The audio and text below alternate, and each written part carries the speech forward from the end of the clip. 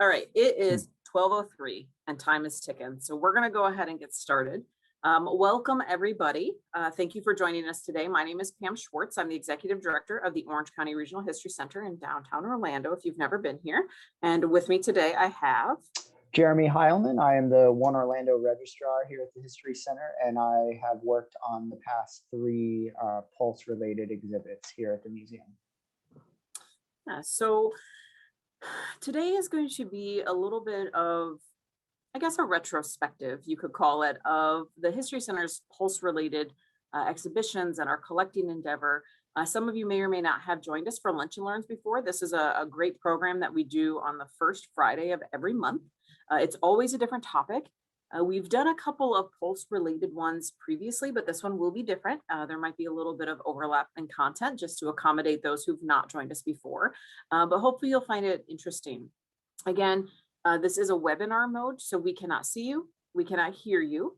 I wish that we could, but I don't know. It's just not how it works. So we do invite you to please use the chat box. Feel free to leave comments, leave questions, have a little conversation on the side throughout the presentation. If it's appropriate, if we can manage to like sort of catch things in the chat, we can address questions as we go through. And whatever we don't get, sort of as we're going through the presentation, we'll be sure to address at the end. All right, so please do drop those questions in there. We're happy to talk about anything related to Pulse that we know. So to get started, the History Center, for those of you who aren't familiar, if you're not in Orlando, for whatever reason are interested in this presentation, the History Center is, again, located in downtown Orlando. Our mission-related area is a 7-county region of Central Florida, and we cover over 14,000 years of history. So Pulse is sort of one story that lives inside this much larger, continually unfolding narrative that we sort of preserve and narrate and interpret here through our exhibitions and our collections and programming, etc. So I'm going to go ahead and see if I can, that's not the button, share my screen.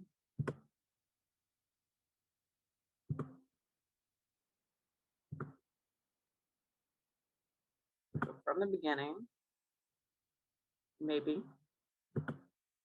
Are you seeing this all right, Jeremy? I can see it. Yep. Great. Looks good. Great. So this year, we're at the 5-year remembrance mark of the Pulse nightclub shooting. We're going to talk a little bit about previous years, and then eventually we'll kind of come back to this exhibit. So each year since the shooting happened, starting with 2016 itself, and then each subsequent remembrance, we've done a different exhibition at the History Center. This year's exhibit is called Community, 5 years after the Pulse tragedy. It opened last Saturday, and it will be open through August 15th this year. We're going to have some different programming and opportunities. But before I forget, I really want to make sure to let everybody on the webinar today know that the exhibition will be open free to the public from June 5th through June 13th. We really want to make sure that we can be accessible to everybody who would like to come and see this exhibition and sort of learn from it, if you will, and sort of remember. And we will have the white Pulse memorial crosses, those that were at Orlando Health or Lake Beauty, that might sound familiar to you. We'll have those here only the 10th through the 13th of June because their preservation and care is extraordinary. We'll only have those for limited days, but do know that those will be here, and we hope any of you who have the opportunity will be able to come see those. So not knowing the background of everybody in this meeting, I would assume most people have some sort of a background on the event that actually happened. You have an interest. That's probably why you're joining this program. So I won't go too into the depths of the event itself. I do want to say that we recognize Pulse is a difficult topic to hear about and to talk about. So please give yourself the space if you need to sort of take a break a minute and come back. We aren't going to talk about anything that's very super sensitive. We won't be showing any imagery or anything that is difficult to look at, so to speak, in this exhibit or in this presentation either. So I just want to make that very clear. We won't be doing any of that, but do make the space for yourself if you need to have sort of a mental or emotional break. That's okay. We're all still, traveling through this journey of healing and mourning as we go along. So As you all probably know, the Nightclub Massacre happened on June 12th, 2016. 49 lives were taken, 68 others injured, and hundreds more impacted with trauma, mentally, emotionally, and scars that they still wear today in that regard. So, this community, of course, sort of came right to help support. And the History Center, we were all as staff also impacted. We live here, we work, a mile from the club, we live miles from the club. And that morning, after when Pulse was happening, before even we knew the full magnitude of the event in those earliest sort of press conferences, we wrote a 5-page collecting plan. Doctors were saving lives, and firefighters, were doing things, and police officers were investigating, and as historians and the individuals who sort of preserve the memory of the community, that was what we saw we could do. That was sort of the role we thought we could play in the community, was to make sure that the love and the support, the event, and all of the things that happened sort of in the immediate aftermath would be preserved sort of into perpetuity for this community. We knew that this was going to be something that changed the community forever, right? It was never going to go, there's never going to go back to sort of that pre-Pulse status. Things have changed, and they will continue to be on a different trajectory, just like other major milestones in Central Florida's history. Um, so we did a variety of different things. We sort of started with that initial collecting plan, and the idea behind that plan was to find ways to preserve, again, the memory of this event, not only for the community here who is sort of traveling through this moment, but also 50 years from now, 100 years from now.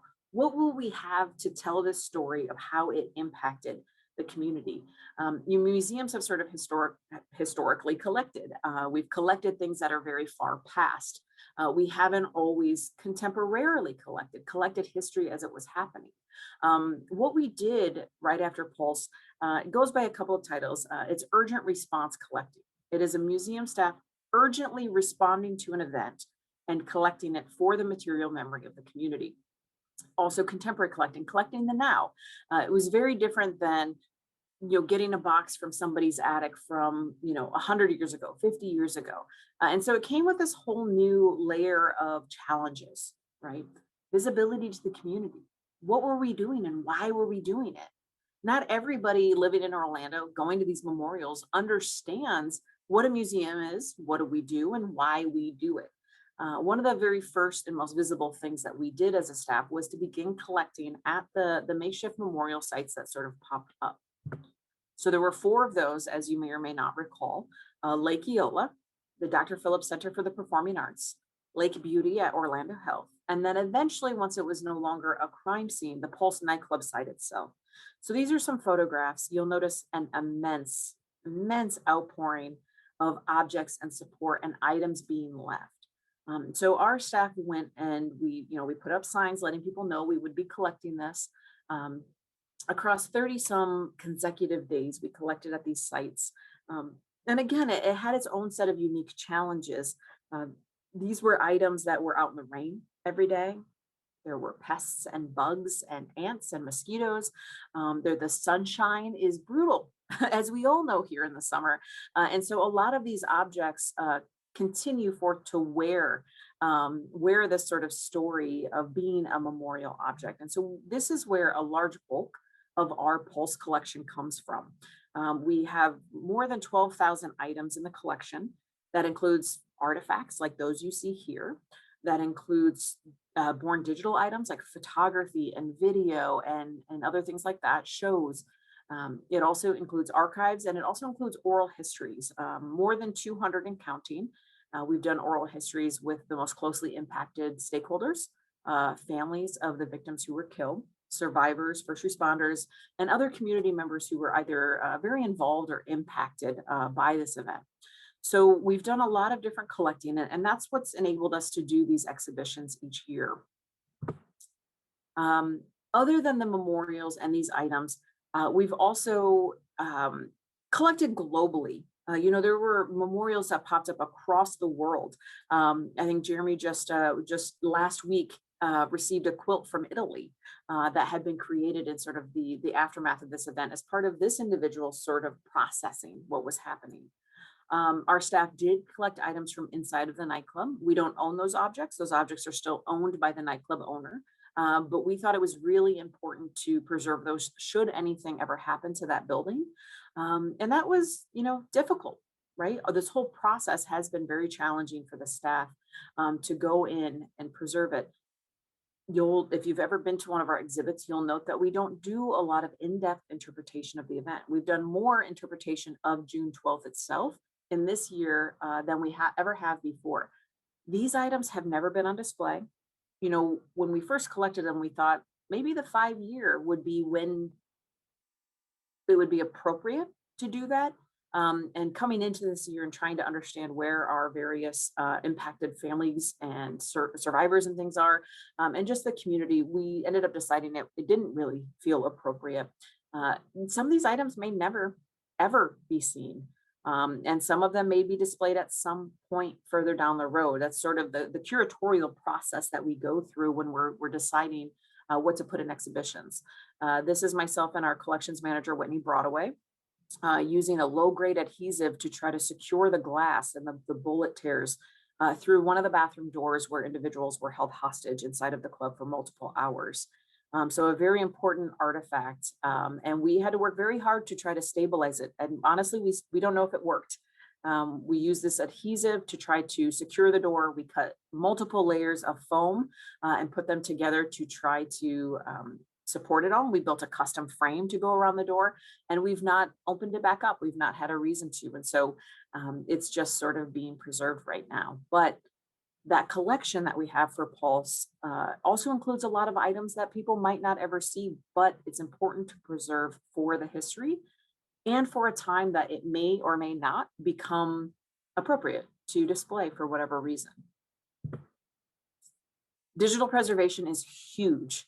20 years ago, this wasn't something that places like maybe Oklahoma City and even 9/11 had to think about as much, right? Now, there was certainly Facebook and different things, but we all know that this has, gotten bigger and more in terms of social media and trying to preserve all these different things. And so we have a position, our digital archivist, who's really solely dedicated to collecting this type of material, this born digital items, and to also making them accessible in different ways, not only the digitally born items, but also physical items and how we put those out there.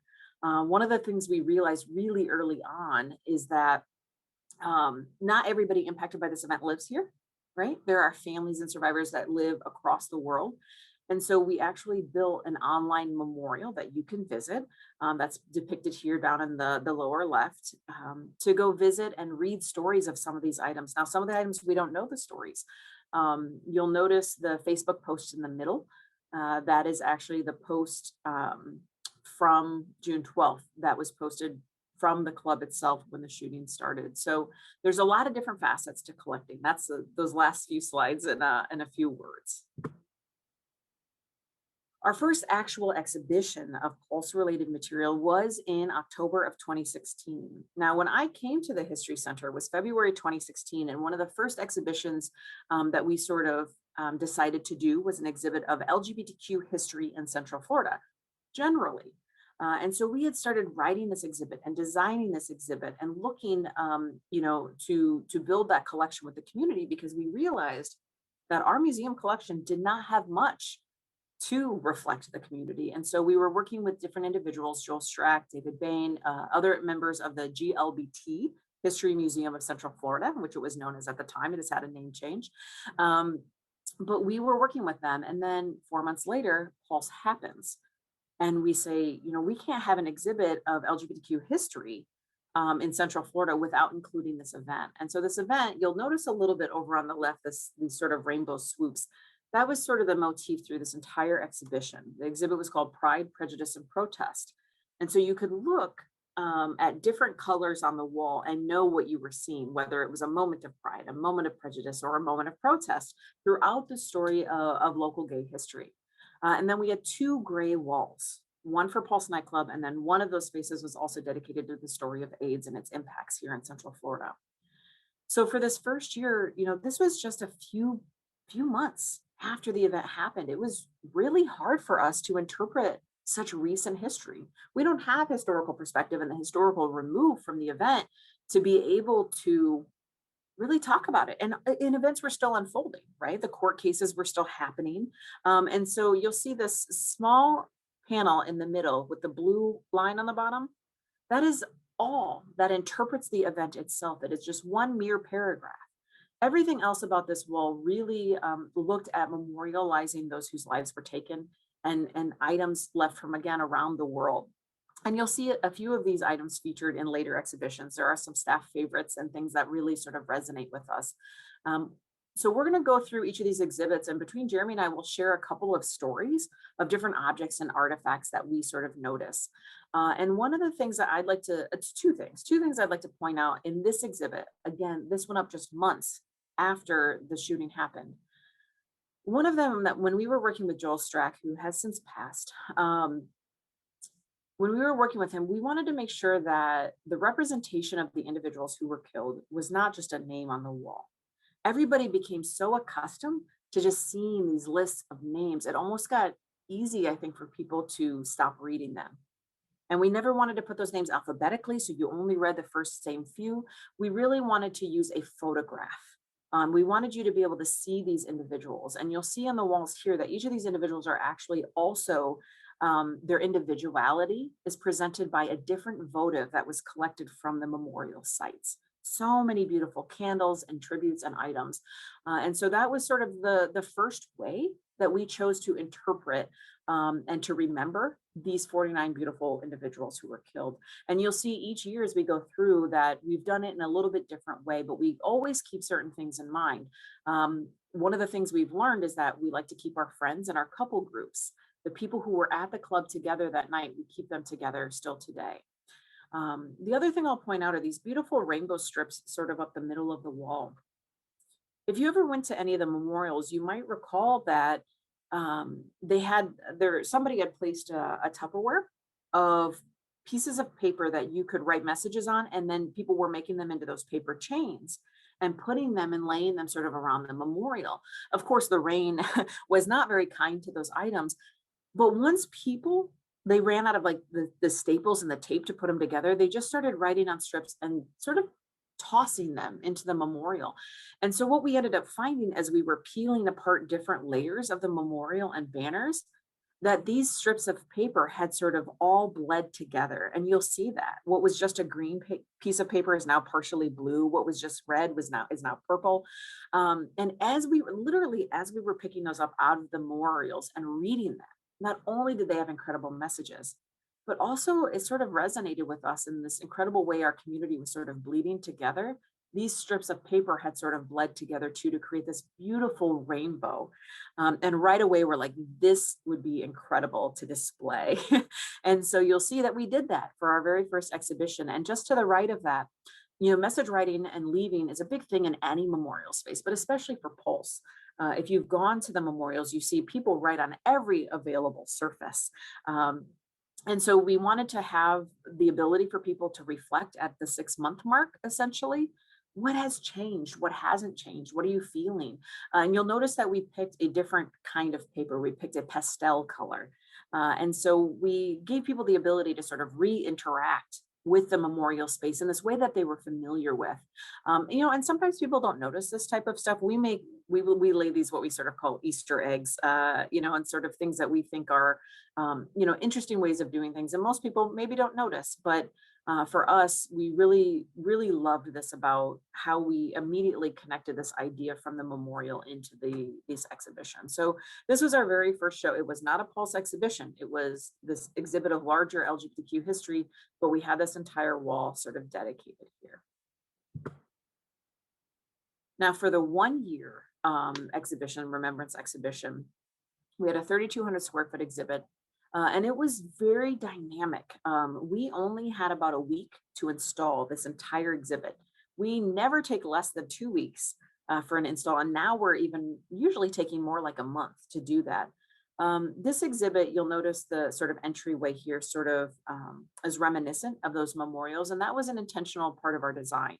We wanted to welcome people into the space, recognizing that many of the people who might choose to come to this exhibition might not be normal museum goers, maybe never went to a museum.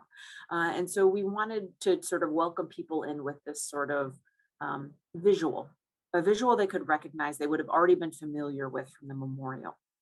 You'll see this year on that back wall, the way we sort of told the story of those whose lives were taken were through these different artistic renderings.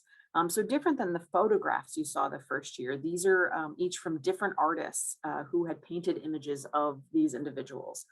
So throughout this exhibit, our goal, it was very sort of thematic, and we won't go in depth to every single part of that, but it was a beautiful exhibit and very well attended. We had more people come in 1 week than we usually see in just 2 to 3 months here. We had more people come in an hour than we see in a normal week. And so we knew that our community was really wanting and really interested to sort of reconnect with some of these objects and to see more and to learn more. So that was sort of the 1 year exhibition. Our second year exhibition, we made slightly smaller. We featured different items, almost entirely different, I think actually entirely different artifacts from the memorials. We built some custom cases for things like these beautiful watercolor birds you see. Excuse me, on the left, we built these listening stations. There were so many beautiful tributes, whether those were music, whether those were speeches, Lin-Manuel Miranda's Love is Love is Love. We have those recordings so that people could listen to those. There was so much going on. I think it was easy for people to not even realize half of what was happening, right? I'm still learning about things that happened in the first year, and I like to think I'm fairly well informed. So that's sort of part of these exhibits too. One thing we did, this photograph on the right, you'll notice, one of the things we did the second year, yes, 2018, was we had an entire wall that was dedicated to sites of solidarity. These were items left at our memorials from other sites who had experienced trauma. Sandy Hook, the Las Vegas Music Festival shooting that, of course, happens later. Parkland, different events, 9/11, before and after. Ways that we sort of paid it forward and helped other communities, but also ways they tried to reach out to us. While we were installing this exhibition, another mass shooting happened. And so you'll see that red box on the right was us just kind of posting a little bit of a message, definitely, but also just sort of standing in solidarity with communities as this continues to happen across the nation. And so we sort of thought at the time it was happening so quickly that we would have at least 4 mass shootings during the run of the exhibit. And sure enough, we filled every one of the slots on that part of the wall. We went up and we would add it as it happened. And so that's a really unfortunate thing of our needing to update an exhibit in that way to make sure that it is staying current because these types of events were happening so quickly. So I'm going to pass over to Jeremy here for our next year because this is an exhibit that he basically solely curated and took care of. So. Yeah, so I came in as a One Orlando collection staff member near the end of 2018. So this was sort of the first big project that I was a part of. And this would have been the 3rd year Pulse Remembrance exhibition entitled Love Speaks, Artistic Responses to the Pulse Nightclub Tragedy. So the idea behind this was it was a bit of a departure from what had been done in the previous years, with the idea being that we were showcasing artwork inspired from the Pulse tragedy, with so many different varieties of items left at the memorial sites. There was a pretty big portion of the collection that could be considered artwork, and people had left things that they had created by hand. Children had drawn images left there, but there were also some projects around town and even around the world that we thought were warranted display. For example, the Sam Flax art store had a thing going on where people could come to the store, get free art supplies with the understanding that they would create artwork related to Pulse and sort of express themselves and then give that artwork back to the store. And that collection totaled hundreds of pieces that people had made to sort of express their feelings about what had happened. And that was entitled Paint Strong. So we were able to take some selections from that collection and display as part of Love Speaks. We also had a section of children's artwork, some of the graphic novel content that had been created following Pulse, photography, just a wide variety of things included that were artistic expressions related to what had happened. The photo that you see on the left there is a collection of prints, 49 individual monoprints created by an artist from Michigan named John Gutowski. And he was generous enough to allow us to display this as part of Love Speaks. And I think it was really powerful in that he used such interesting symbolism and ways to represent what had happened without a literal depiction of any of the victims themselves or any violence or anything. He was able to sort of evoke that emotion without the literal interpretation, and we thought that it was definitely worth showing. And I think that in a lot of ways that represents and informed what a lot of the collection is all about, in that people from all over the place, not just people from Orlando, connected to the story from, you know, whatever perspective they felt compelled to be part of. John is part of the LGBTQ community, and when this happened, he felt the need to express himself artistically because that is his vocation. And I think he did a really wonderful job of representing something that you know, people here locally could connect to, but that also people from all around the world could relate to. So there was another piece that we featured in this particular exhibition that I thought was really interesting. This this artwork here was collected by History Center staff from the memorial site at the Dr. Phillips Center for Performing Arts, excuse me. And that had been in the collection. It had been sort of a favorite of the staff for the couple of years, but we really didn't know too much about it other than that it was signed on the back by the Antuna family, and that they had noted that it was from June 19th of 2016, which was 1 week following the tragedy. So we set out to kind of find out a little bit more about that. And I think that that speaks to some of what Pam was saying about contemporary collecting and the idea that, you know, all of these things have stories, all of these things have significance and importance to the people who place them, but we don't necessarily know all of those stories, and we don't know what that will kind of take on as time progresses. So just as, you know, out of a lot of curiosity and the desire to utilize this piece of art for the art themed exhibit, I looked into locating the people who were involved in creating this piece. And through, you know, the power of the internet, I guess, we're able to locate some of those family members. And I was able to get a hold of the actual gentleman who had sort of initiated this project. And what I found out was a really great story, in that it was actually spearheaded by a gentleman named Melvin Antuna, and he was, you know, very much affected by Pulse because his brother had actually been a regular attendee of the nightclub. And when all this was going on June 12th, you know, of course, his feelings of that night, and not, you know, necessarily knowing maybe his brother was there, and just sort of the response that he had and the feelings that he had, his way of sort of dealing with that was creating artwork. So at the Lake Eola vigil that was held the week following that Sunday, you know, 1 week after the shooting, he and his family, which included his wife, his brother, and the two sons of the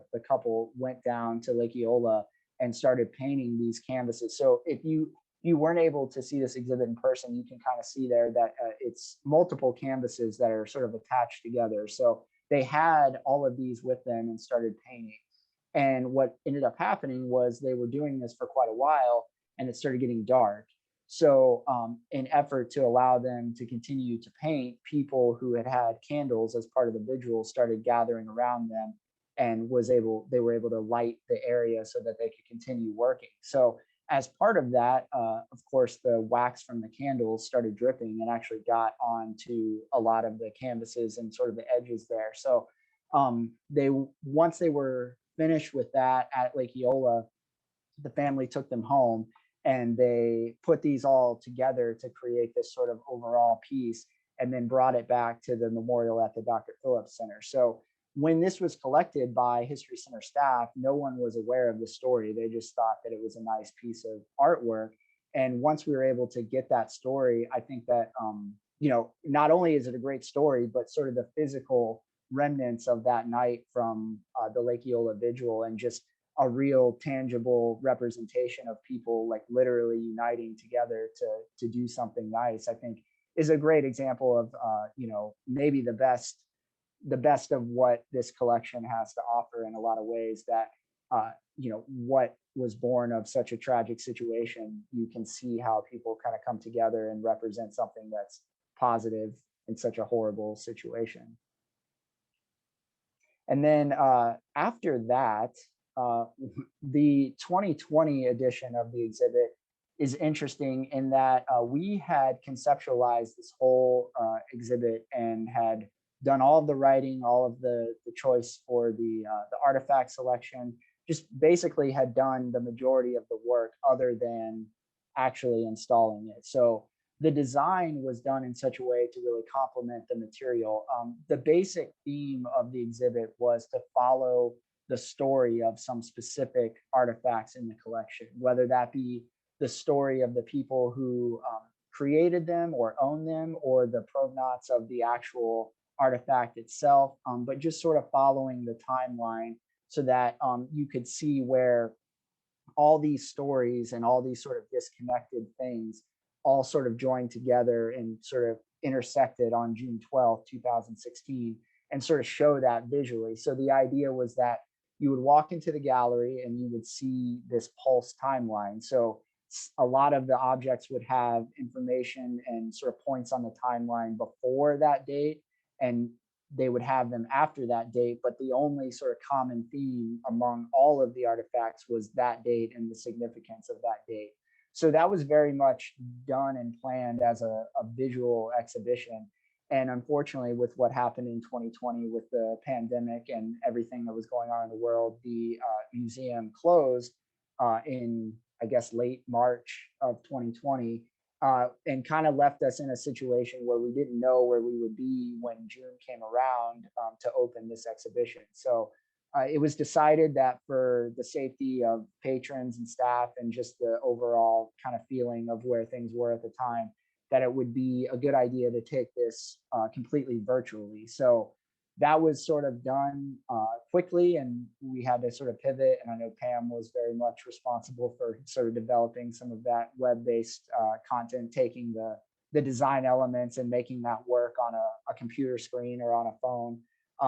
So that was done, and I think that although we were a little disappointed that we weren't able to physically install that, I think it worked out in a way because it allowed people who for many reasons wouldn't have been able to come to the museum. So people from, places that weren't, geographically close to this area, or people who otherwise just wouldn't have been able to come to the museum, they were able to see that and view all this content from the comfort of their home, which, making it accessible is certainly something that we consider a great deal. And I think that although it wasn't what we had originally planned, I think it worked out. And given the circumstances of the time, I think it really was a strong feature for what we were trying to do in showcasing pieces of the collection. So that, and so another sort of added benefit of that is that website and that exhibit is still available online, so you can view that at any point. It wasn't a temporary situation the way things are in the gallery space, where at some point the artifacts are removed and we move on to the next exhibition that can kind of live on for the foreseeable future. And that is available at thehistorycenter.org if you would like to check that out. So definitely a different style of exhibit, but sort of lends itself to the state of the world at that time.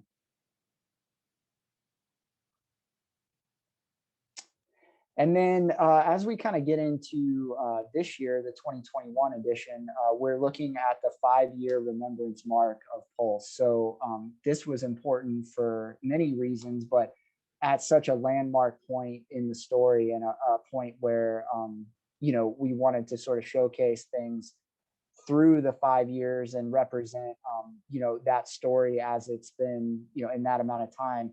I think a lot of care and focus was placed on what the 5 year would be. So a lot of talking and planning went into this, and you can kind of see the development of some of the actual physical installation concepts, as well as the logos up there, the concepts for that, with the one on the far right being what we ended up going with for this year's exhibit.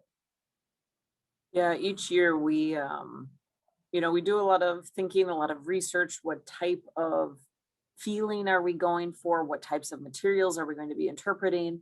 And so the beginning is just this big brainstorm. What do we want it to be colorful. What's the title going to be? We work sort of very in depth on these. And so these are some of, you'll see three versions of the logo we worked through, ultimately ending on the right one, because of how we installed our title wall.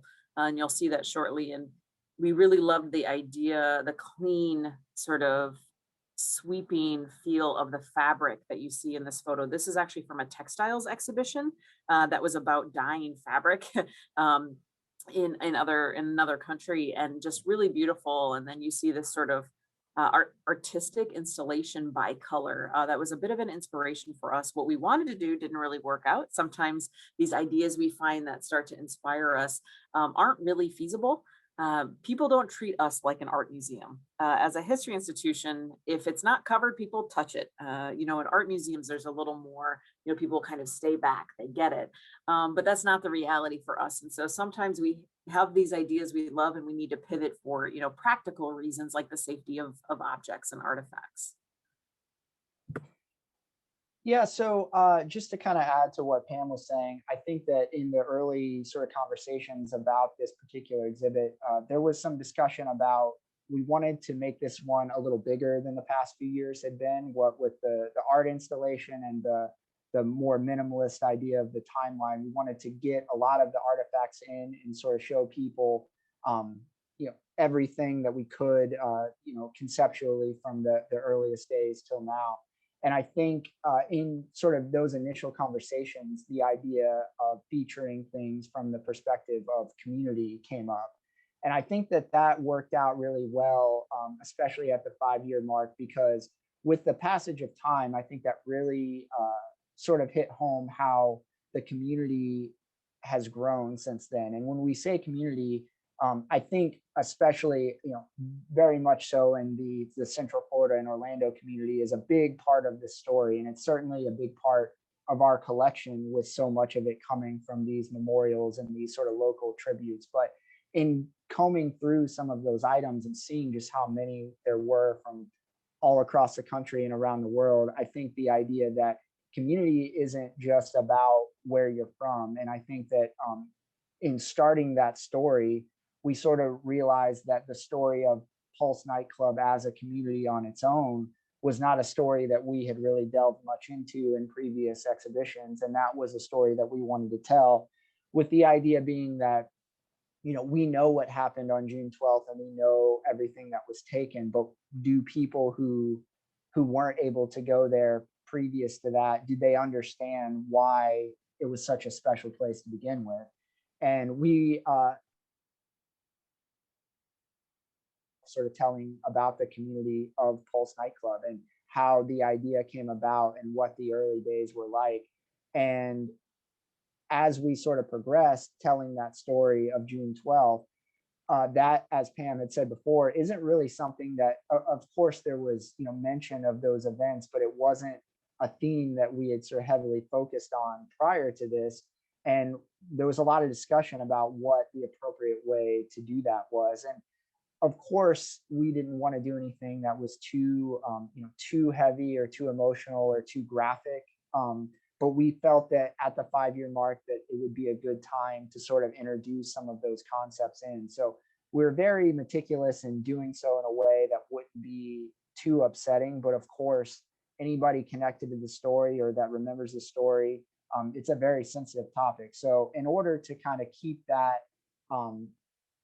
separate and sort of optional for guests that come to the exhibition, that area is sort of separated off from the main exhibit. So you'll be able to kind of come in and see that first section about Pulse Nightclub.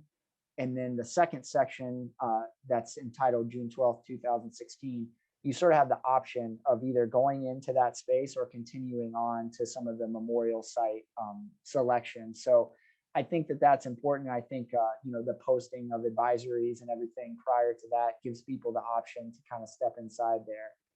And one of the artifacts that is in that space that I think is particularly powerful, and again, a lot of discussion went into this in terms of what would be appropriate to show and what type of artifact would people be ready for from that particular evening.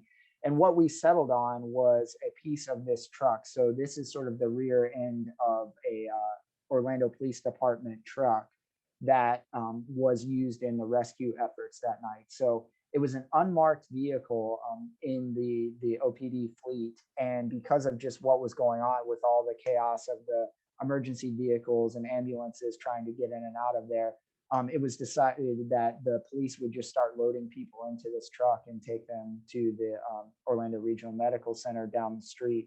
So the sort of the in the rush and with so many people in this truck, the actual weight started kind of causing some damage, and the back actually buckled a bit. So you can see that damage on the truck. And it's really a powerful thing. And I think that it's a very stark reminder of the reality of what happened that night. But part of the reason that this particular artifact was chosen was that although it's very, challenging to look at, it's also a representation of all the people that were saved by this truck. And I think that even though it's a very sad and solemn situation, I think that this artifact in particular represents some of that hope that we hope to show in the exhibit, and kind of give people that feeling of there is some good that comes from such a tragic situation. So that is sort of the idea behind that second section. And then in following the story, that immediate time period, I think the sort of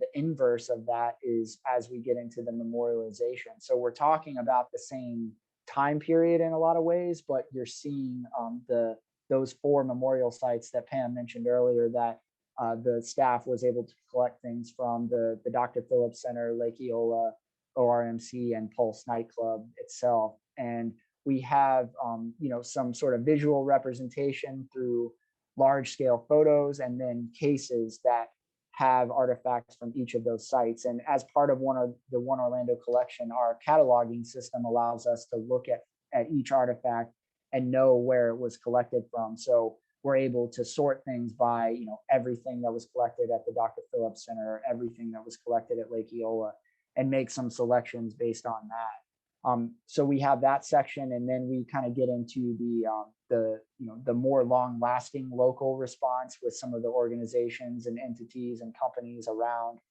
the fundraisers and the response from the big companies here like Disney and Universal, and kind of see what came of those memorials in the sort of the short-term future, or the short term after those memorial sites. And then we kind of get more into the national and international response. And we have some items from across the country and around the world, but we also have a screen that sort of allows people to choose different points on the map all over the world and see,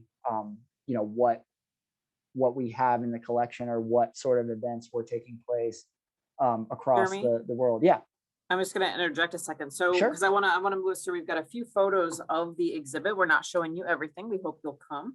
I just wanted to say one more thing about this, and then I'll let Jeremy pick back up. You see what you're seeing here on the screen this is how exhibits start. These are sort of the initial sort of sketches for what things may look like. Jeremy sort of walked you through, these red lines at the bottom are sort of visitor paths. It shows you can go through or you can leave. And then you see sort of how it actually turned out on the right hand side, right? So you've got the multimedia wall on the left, and then how it actually looks within the exhibition. And so I just wanted to mention, like, this is really a conceptual sort of this was back in February, where we were at in the design process. So I just wanted to point that out. And then that's sort of the entry to the exhibit. So you can see how, we sort of mimicked that fabric that we showed you in that sort of earlier picture. It looks different, but that's sort of where that idea clearly came to us. Um, and Jeremy, I don't know, do you want to talk more about this? And then I know our next image on here is showing more of that national global part. Sure. Yeah. So just kind of real quick, this is a part of the initial sort of Pulse nightclub section of the exhibition, and what you see here is a piano that was part of the original nightclub, which opened in 2004. So in sort of all of the oral histories and all the stories that we've heard in the 5 years following Pulse, so much of that sort of centers around some of the memories of the original design of the club, where there was a space called the Ultra Lounge, which was also kind of known by patrons as the White Room. And this was a sort of a very interesting, sort of futuristic looking room where everything in the whole room was white, and LED lighting sort of changed the theming and allowed for different sort of color changes throughout the evening. So that's something that people really remember from the earlier years of the club and had since been redesigned by the time of the shooting. So the White Room didn't exist at that time, and the piano was no longer there in 2016. But we were lucky enough to be able to display this white piano as a way of sort of representing some of those early years and sort of the positive memories that people have of that time period. So it's something that people who either worked there or had been there in that time can kind of come in and visualize and remember what it was like during those days in the early years.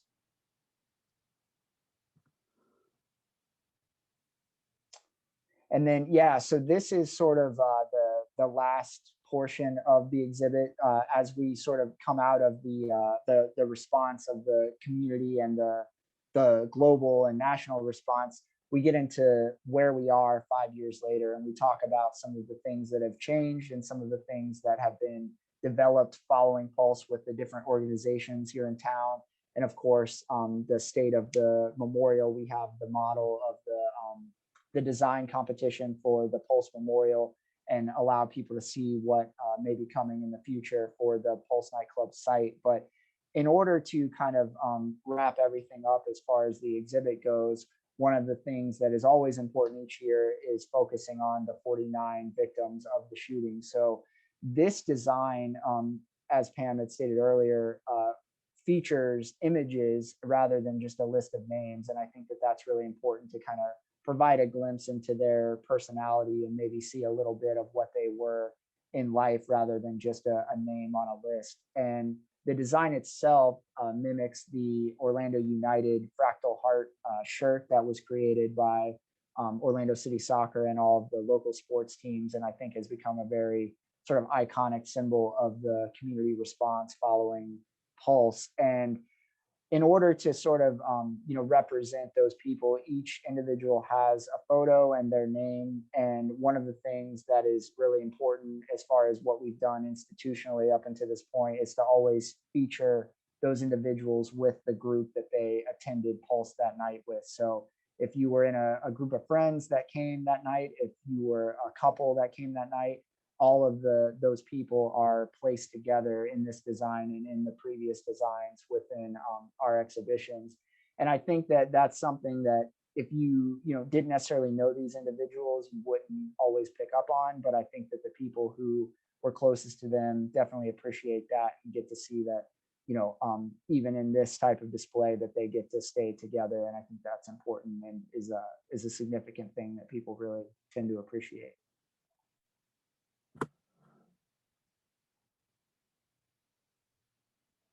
Do you want me to talk about this or do you want to talk about this? Sure. Yeah. No, I can talk about this. So the final section of the community exhibit features a screen that allows people to click through and see selections from the One Orlando collection. And one of the most significant portions of that collection is the oral history. So we have a selection of 12 clips of interviews with people who were either family or close friends of one of the victims. And the concept was to have like stories, share little stories that are not necessarily related to the shooting or anything that happened post shooting, but that provide a glimpse into the lives of those individuals and give you a little piece of their personality or a glimpse into what they were like And this particular interview is with Lexi Schultz, who was the girlfriend of Luis Velma. And it's just a nice little story that she shares. And I think that it paints a picture, and much like these other clips, paint a picture of what this individual was like, and sort of provides that for people who may not have known them. So we're actually going to play that clip for you. Again, these individuals is sort of illustrated by the people who knew them and loved them, and is just provides a little bit of a different glimpse here. I think one of the favorite things that we used to do is just kind of like, we would go back to his place and just kind of like hang out and like watch TV and play video games together and just kind of like chill. There was one time where we got off work and we were like, let's go do something. I was like, what do you mean? He's like, let's just go. I was like, go where? He's like, let's go to the beach. And mind you, it's like 10 o'clock at night. I'm like, okay. So we drove. Perfect. Yeah, I was like, okay, it's not like we have to be up at 5 a.m. It's fine. So we drove all the way up to Cocoa Beach and just like stargazed, and cool. Like we always did fun little random things like that. He was always happy and wanted to do adventures.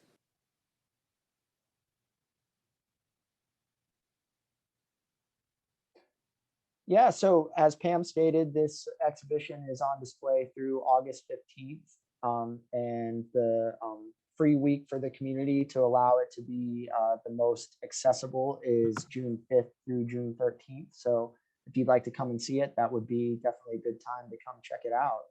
And I think we have a few minutes still for some questions. One question that we have here from Emily is, what determined what memorial items were kept and not kept?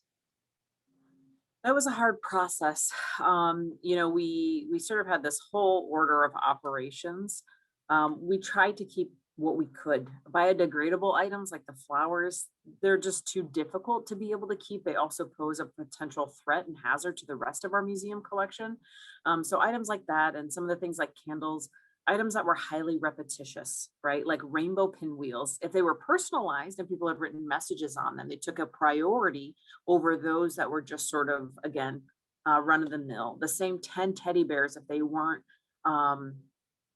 personalized. Of course, stuffed animals were really difficult because with the wet and moist conditions in Florida, mold growth and things like that happened. So we had to look at a lot of different things, and some items weren't the items anymore. If a message on poster board was left on Sunday, by that Thursday when we were collecting and thought it might be appropriate, the rain and the sunshine had sort of washed away those messages. And so there was a whole big process that we went through with, honestly, every single artifact to make decisions about what could be saved. We also, as a museum, and all the museums across the nation collecting after events like this, we don't have infinite resources and space. And so, we've kept an absolute majority of the items that were left at the memorials and things, and we're still actively, collecting different items. So it was a very, very thoughtful and in-depth process. And just to sort of echo that sentiment, we are still actively collecting and still get items pretty regularly. So I'm just going to put my email in the chat box here. So if anybody has anything or has any questions about what we may be looking for or would be interested in, just feel free to reach out to me. See another question. Are you guys working with the entities that are looking to make a permanent Pulse Museum? We are a separate entity. But we have this huge museum collection. So if you're familiar with the 9/11 Museum, the New York Historical Society is actually who did all of the collecting, because that was who existed and that was the mission of that institution, was to collect New York's history. Now the 9/11 Museum has been built and has a lot of things on loan from the New York Historical Society. The society still owns them, cares for them, is ultimately responsible for them, but they are on loan in an exhibition for the 9/11 Memorial Museum. So, time will tell. We don't know how that's all going to work out, but our museum works with museums across the nation, honestly, across the world, to be able to loan items back and forth. It's how museums work, right?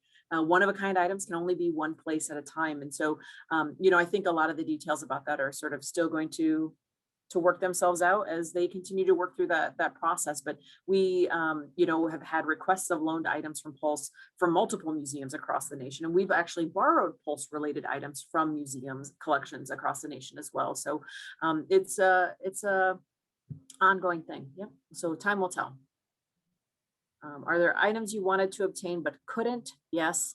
Were you able to preserve the huge lei made by Hawaiians and flown over in tribute? So yeah, there were items that people chose to keep. There was this beautiful basket made by an individual in Maine that actually is in a basket museum, I think in Indiana, Ohio, somewhere in the Yeah, it's Midwest. Indianapolis. It's in the Yeah, Native American History Museum in they snapped it Indianapolis. up.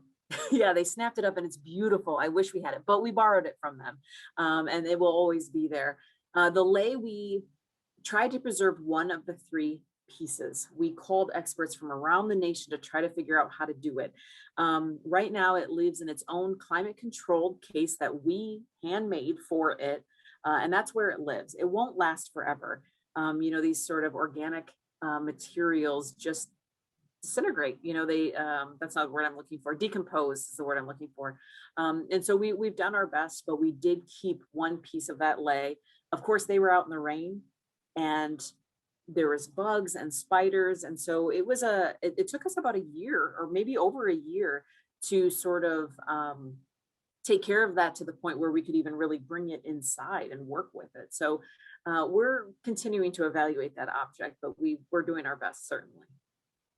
This question about do you receive inquiries from around the nation or worldwide? Yes, definitely. And kind of two examples that we had touched on a little bit was the artist in Michigan who had created the artwork for that we utilized in Love Speaks. He was actively interested in displaying those pieces here in Orlando, and we were very lucky that he deemed our institution sort of worthy of doing so, because no one locally here had really seen those, of course, unless they had been to those art galleries in Michigan. And then, as Pam stated, we actually had somebody reach out to us a couple weeks ago from Italy who had created a quilt, and they were, again, sort of the idea that we are the sort of worthy holders of this material is definitely an honor and something that we don't take lightly. So the fact that they were willing to send that to us and generously donate that from halfway across the world is definitely a testament to people and their efforts to memorialize Pulse. Yeah, and not just for donations, right? We have research requests from across the world for this topic. Somebody in Sweden who wrote a book contacted us and wanted to access these materials. And so we fulfill a ton of research requests for the Pulse collection as well. So it happens in a lot of different ways, but we've met a lot of people from all over who've participated in the collection or helped us to learn about what happened or have been asking questions. So do you anticipate creating exhibits each year in the future? We have done 6 Pulse related exhibitions, and including one for each of the 5 remembrance years. We are not planning on doing an exhibition next year. We will do something in some format. And time will sort of tell also what happens with the permanent memorial and museum. Come the 10-year mark, we would probably consider that again. However, if that institution is in existence and they'll sort of fulfill that honor and that responsibility of sort of interpreting the story. So, we'll just sort of see, but we aren't, for right now, planning to do a full exhibition as we have in previous years over the next few. But once we come to that 10-year milestone remembrance, we'll be taking a look at it for sure. When will the permanent museum memorial be built? We don't know because that's again a separate process from the History Center. I think they're still really working on figuring out that timeline and plans, quite frankly. So that would be a better question for the One Pulse Foundation. The memorial will be built at that site, the memorial site where the nightclub is, and the museum will actually be built about a quarter mile down the road from that. Actually, I believe it's the intersection of Keighley and Division. So I think if you go to the One Pulse Foundation's website, they have an FAQ, and they might have answers to some of those questions there for sure. So, all right. comment from Marco, who is wonderful and is with the Contigo Fund, which is a major supporter, and actually a good place reminder for us to be very thankful to the Contigo Fund. They fund our exhibition and some of our staff who are working solely with the Pulse related collections. These really powerful exhibits require so much research and care and thought. And we're so thankful to have 3 individuals. Again, we have a ton of staff dedicated to it, but 3 individuals very much dedicated solely to this story. And those positions are made possible by the Contigo Fund. But Marco says, really powerful. Our community is so thankful for all your leadership to preserve our history so thoughtfully. Thank you from the bottom of our hearts. Thank you to the community for entrusting us with this honor. Quite frankly, we take it very seriously. It is a labor of love for our staff, and we really do appreciate everyone who supports us. And so with no other questions, we'll sort of wrap up. We do want to remind you that we have the exhibition up now through August. We will be free that week of the 5th through the 13th. We want to make sure that we're accessible to the entire community. We'll have the memorial crosses here the 10th through the 13th. And for individuals who aren't local, from afar, and we've heard from some of the families that are just not able to travel to Orlando because this is a very difficult year for them. We'll be hoping to do some virtual tours later on after we get through the Remembrance Mark. So keep an eye on our events. And if you want to support the History Center and the good work that we're trying to do, please feel free to visit our website, www.thehistorycenter.org. You can make a donation, you can become a member, and we appreciate you, and we are thankful that you're listening in today. I hope you all have a great weekend. Yeah, thank you very much.